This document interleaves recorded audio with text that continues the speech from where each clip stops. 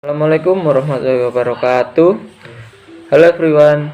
In here I will introduce myself. My name is Guntur Krishna Pratama, student ID number 2003 211 000 and 66. I'm from class B of Agribusiness Study Program, Faculty of Agriculture, Trunojoyo University, Madura. I will explain about corn commodity in Bangkalan Regency.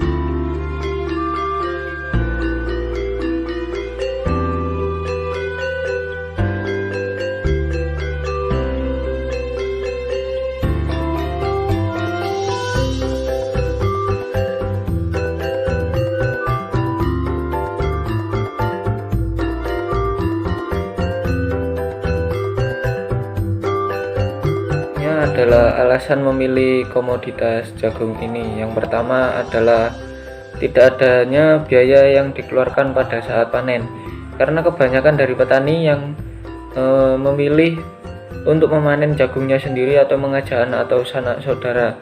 Maka dari itu biaya untuk panen dapat ditekan seminimal mungkin. Yang kedua yaitu pangsa pasar dari jagung sangat besar.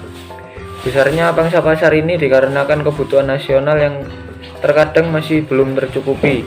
Bahkan pemerintah juga cukup sering melakukan impor jagung untuk menutupi kekurangan kebutuhan pangsa pasar yang besar karena kebutuhan untuk konsumsi dan juga kebutuhan untuk bahan baku produk industri. Yang ketiga yaitu tidak memerlukan dana yang cukup besar dan pemeliharaan yang intensif. Banyak petani di Madura lebih memilih memberikan pupuk organik untuk tanaman jagung mereka.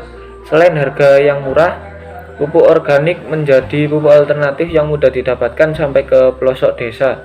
Terkadang petani hanya mengeluarkan untuk melakukan penyemprotan pestisida untuk mengusir hama yang menyerang tanaman jagung.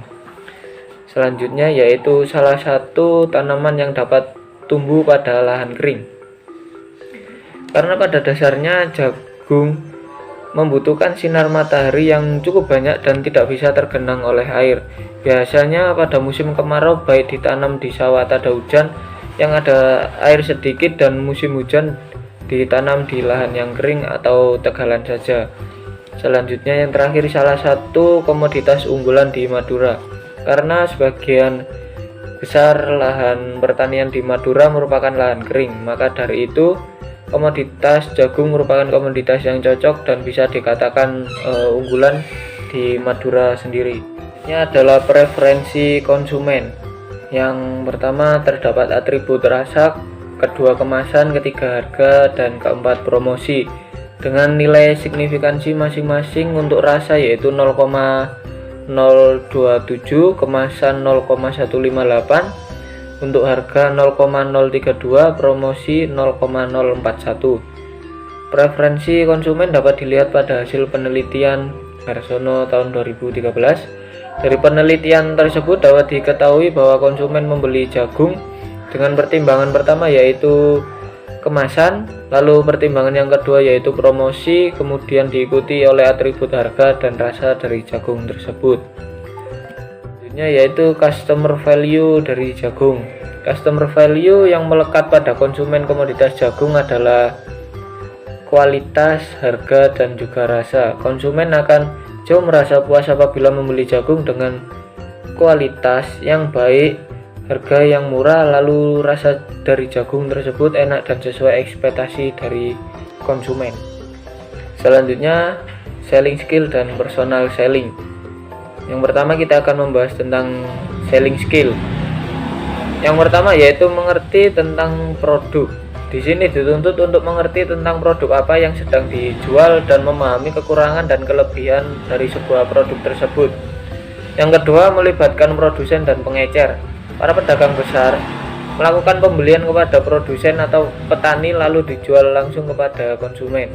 Yang ketiga, menggunakan dua kelompok pedagang besar dan pedagang pengecer.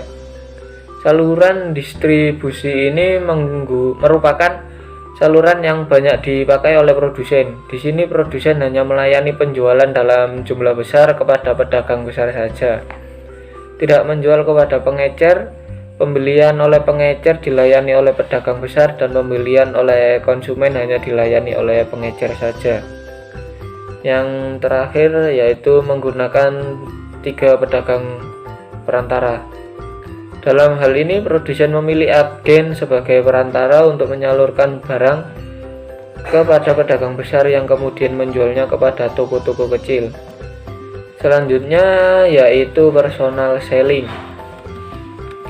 Yang pertama dari personal selling adalah dari produsen ke konsumen tanpa menggunakan perantara.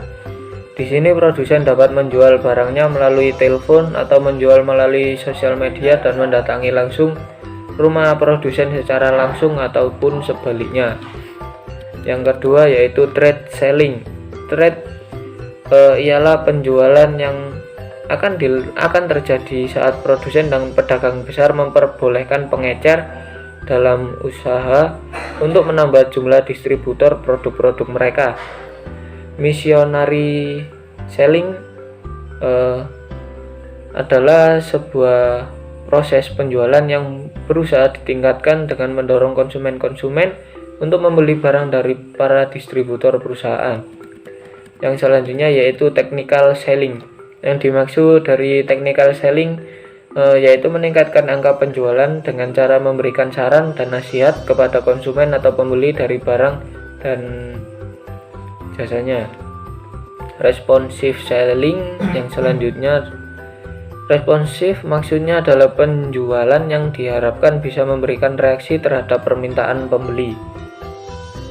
Slide selanjutnya yaitu persiapan ekspor. Pada persiapan ekspor ini terdapat 3 langkah yang harus dipersiapkan sebelum melakukan ekspor, yaitu yang pertama mempersiapkan produk dan negara tujuan ekspor NTE dengan melakukan riset. Yang kedua mempersiapkan alat promosi. Ketiga mempersiapkan korespondensi ekspor. Penjelasan untuk yang pertama yaitu produk yang akan diekspor bukan merupakan barang yang dibatasi atau dilarang untuk diekspor. Kemudian pastikan produk dapat terjamin kontinuitas keberadaannya serta keamanan dari produknya tersebut. Untuk dapat melihat potensi suatu produk pada NTE tertentu, salah satunya dapat dilakukan melalui kata kunci market intelligence atau market brief pada halaman pencarian di internet. Langkah kedua yaitu mempersiapkan alat promosi.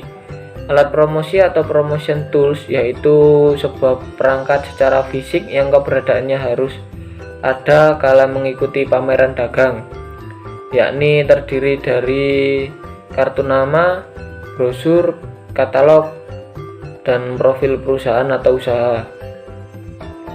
Selanjutnya langkah ketiga mempersiapkan korespondensi ekspor. Korespondensi adalah kegiatan surat menyurat antara penjual dan pembeli. Korespondensi dari sisi eksportir adalah sebagai berikut. Surat perkenalan yang pertama, yakni sebuah surat atau email awal eksportir kepada para calon pembeli untuk memperkenalkan perusahaan dan produk yang akan ditawarkan. Surat yang kedua yaitu surat penawaran, yakni sebuah surat penawaran tentang harga yang dibuat berdasarkan permintaan. Penjelasan berupa spesifikasi barang, kuantitas, harga, dan metode pembayaran. Cantumkan minimal harga FOB (Freight on Board) dalam penawaran harga, yaitu harga barang sampai pelabuhan lokal. Korespondensi dari buyer atau importir, yaitu surat permintaan, inquiry, permintaan turun harga, dan juga pemesanan. That's all from me, more or less sorry. Wassalamualaikum warahmatullahi wabarakatuh. Thank you.